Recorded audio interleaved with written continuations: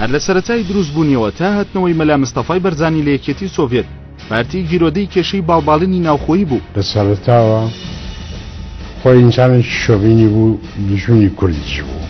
ئەم ڕووداوە لە مێژووی نوێی حیزبەکانی کوردستانی عێراقدا بە یەکەم ڕوودا و هەژمار دەکرێت کە لە ڕێگەی هێزەوە کێشەیەکی ناوخۆی حیزب یەکلا بکرێتەوە و بابێ گوێدانە پەیڕەوی ناوخۆی حیزبەکە یان بەستنی کۆنگرە سکرتێری حیزب لە شوێنەکەی لا ببرێت و پۆستەکەی لێ بسەندرێتەوە و بدرێتە کەسێکی تر. ئایا بارزانی لەگەڵ عشیرەتەکانی دەوروبەر دانیشتنی کرد؟